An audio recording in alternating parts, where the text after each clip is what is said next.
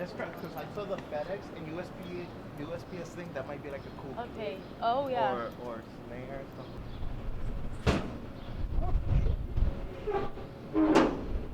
That's cool too. It's a good kick. I know.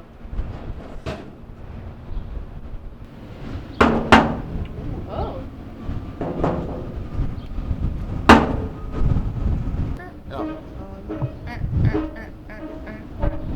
Yeah, like that. Yeah, I'm gonna count you in.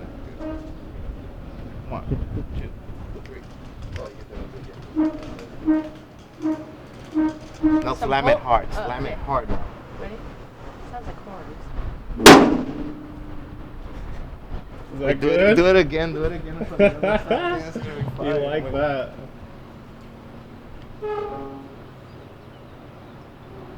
Get this. Get this. Sounds like a horn. Oh, that's Like true, yeah. like brass. I can actually sample and make it like a keyboard. Ready?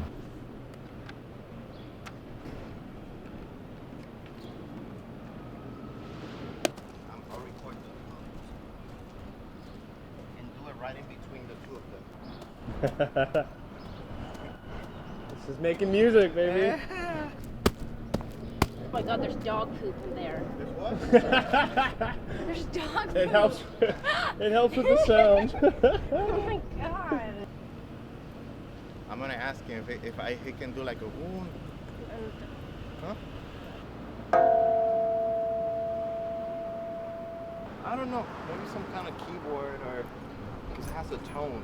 Yeah, You can really get the sound out of it. I like the ring. It's perfect.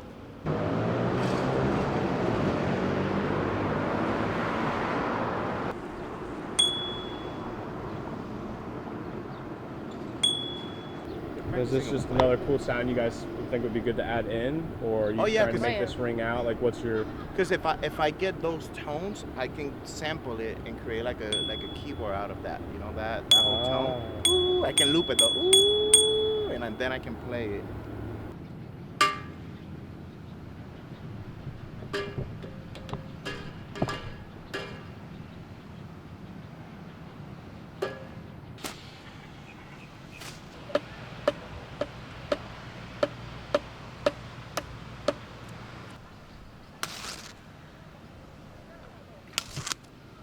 Actually, I'm gonna use that for my hi-hats. Let's see. Hi-hats? It's gonna be perfect. We are attempting to record audio and weird sounds downtown, and everyone's giving us weird looks. But it's gonna be a super dope music video. That's the update. Record like on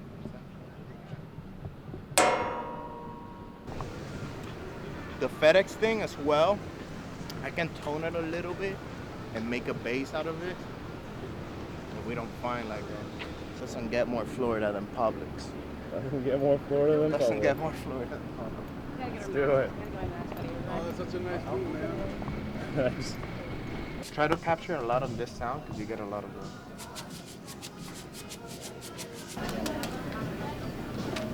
Ooh.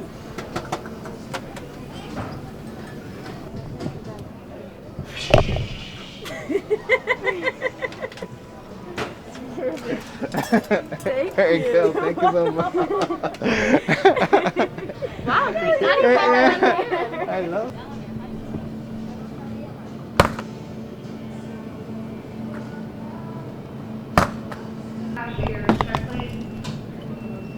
Okay. Go again.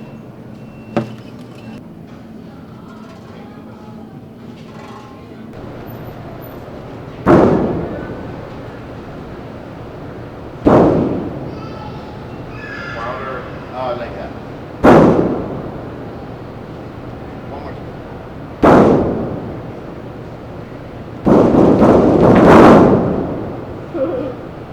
That's cool. Yeah! Kyle's making music. There. All the background noise the boys and girls are making now.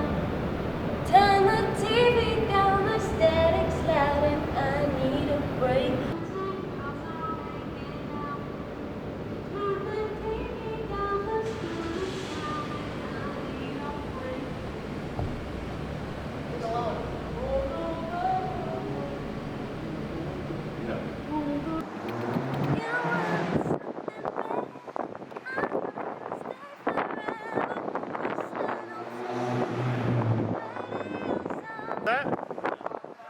a little live recording.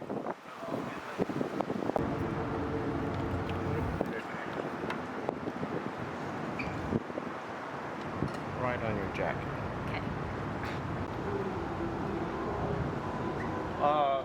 Let's maybe hide that though. I got a pocket. Cool. Yeah, right there. Yeah, I'll do something like that.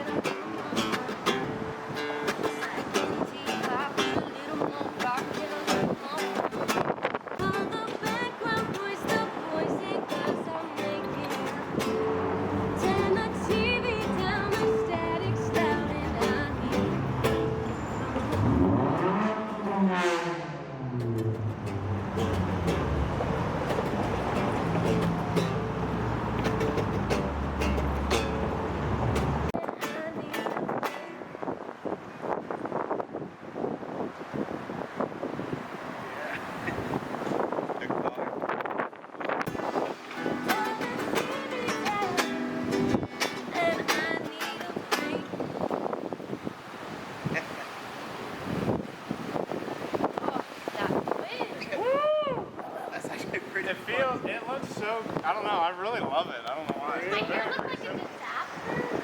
It just looks very raw. I love it. I love that. I love that super clear.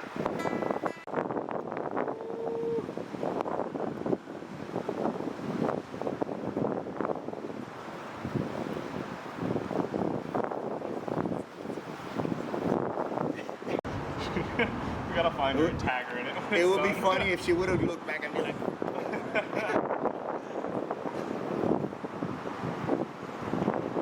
Oh my gosh, Kyle, this is gonna Hey guys, this is Willie Colon over here. I want to do a quick breakdown of my production for the Film My City Sound contest that I did along Kyle and Casey Conroy.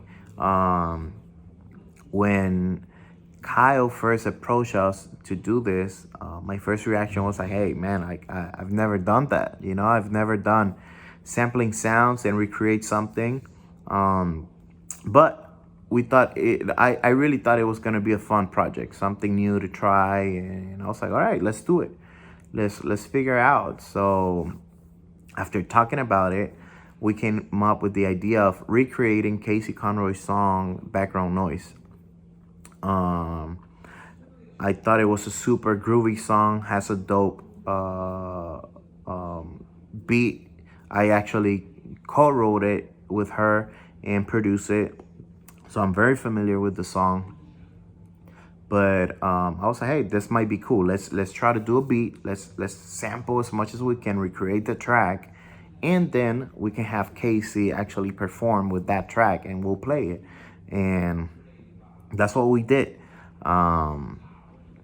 When we were going into it, I had no idea where to start. But I guess my mindset was like, let's focus on trying to walk around downtown Orlando. Let's focus on getting sounds that create some kind of tone, you know, especially long tones. If I was hit, let's say like there was like this USPS mailbox that you would hit and it would sound like boom, stuff like that. That's what I wanted in my head. That's what I thought it was gonna make the most sense, because I can sample that, I can tune it, and I can like really play it after in a sampler or something. So that was my focus. That was my approach mentally. I want to break down my thought process as I was listening and why I decided to do what I was doing. And I hope everybody enjoys this. Hey guys, so here is the breakdown of what I ended up using on my session. This is my mix session. After I built everything, you can hear, let me see, let me show you my kick. My kick is the combination of the parking sign and the mailbox hit. I layer both of them.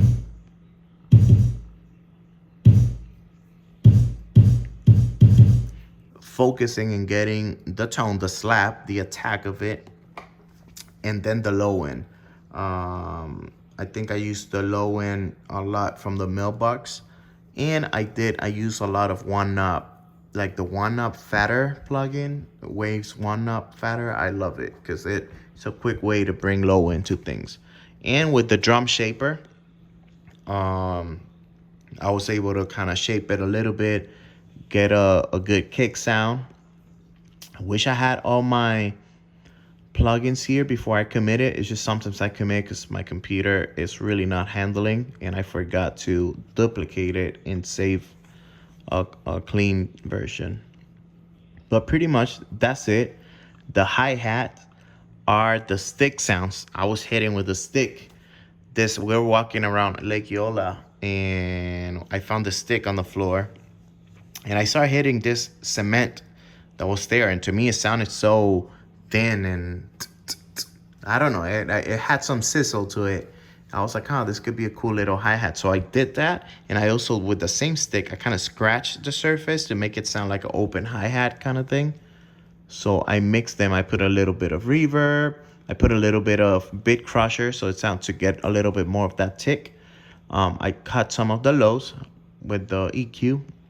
I'm using the stock plugin. I really wanted, one of the things I really wanted to focus, I wanted every sound to sound like the organic sound. You know, I didn't want to like change the sound and do something else. I wanted to recreate with sounds. Like when you hear the hit, you're like, oh, that's the stick. Oh, the mailbox. Like you can hear a lot of that. And I also put a little phaser just to give it some movement. I think it helped with the groove a little bit. Let me play it.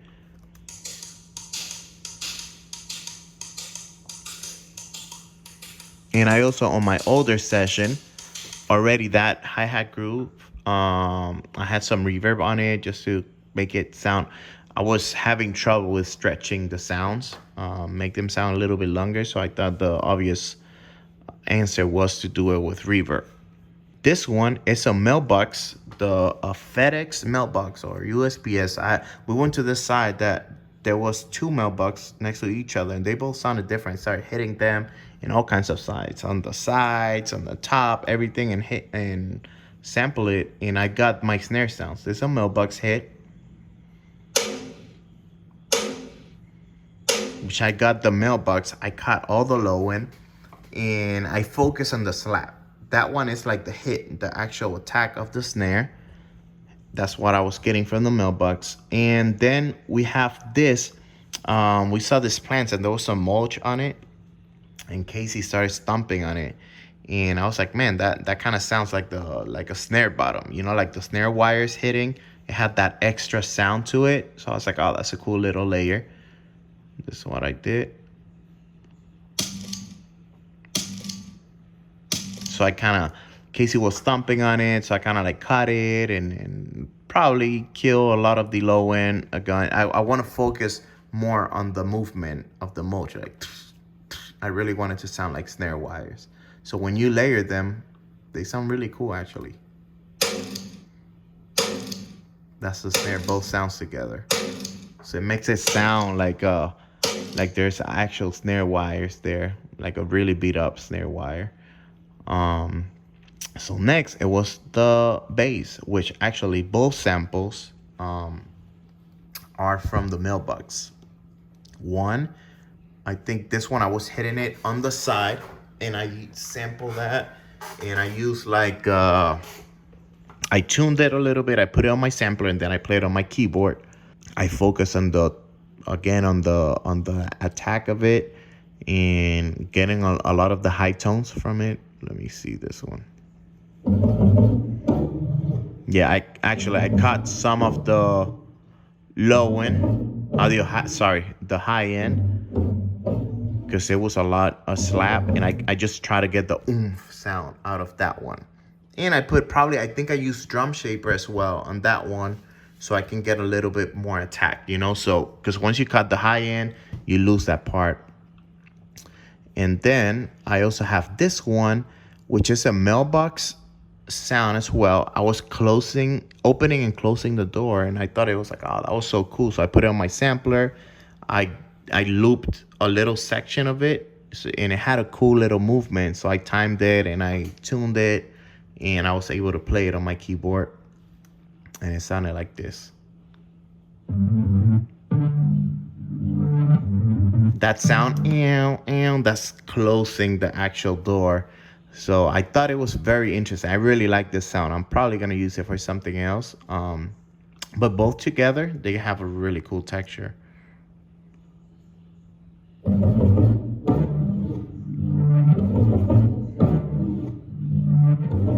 And I think in that sound, at that point, the loop is going in reverse. So it sounds really cool like that. So that's my bass. Then I have my keys. Let me see. What was this one? Oh, yeah. So all right. So when we were setting up to go and recorded stuff, we were at this restaurant, cafe, whatever, like a cool little coffee shop in downtown Orlando.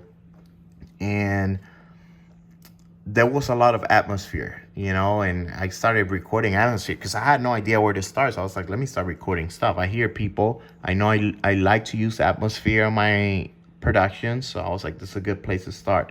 But at some point on the sample, you could hear people like it had some kind of tone. And I had no idea what to do with it, but I put it on my sampler and I started like cutting it. And wait, these are both together. Here.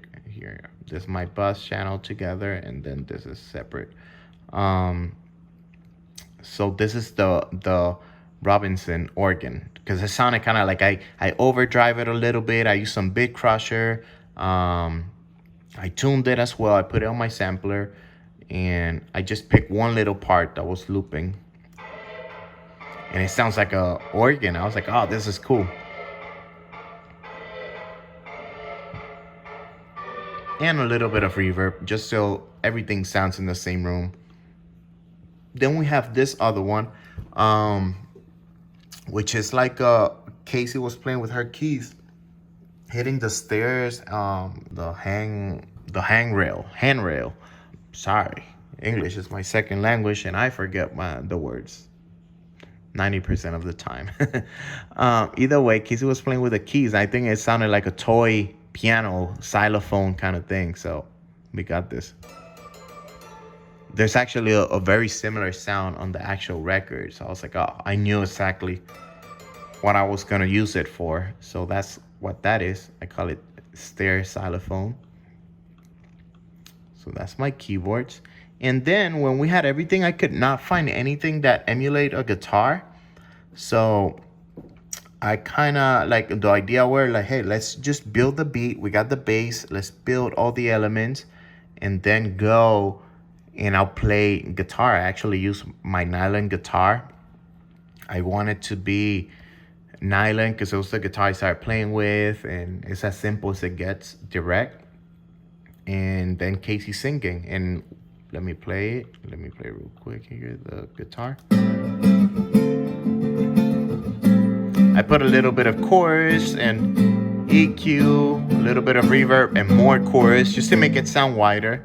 And then I think I double it and I kind of moved it a little bit just so, just move it a little bit to the right just to give a little stereo effects because I did not do 2 takes on it, but I wanted to get a little bit of that wide sound, so both together.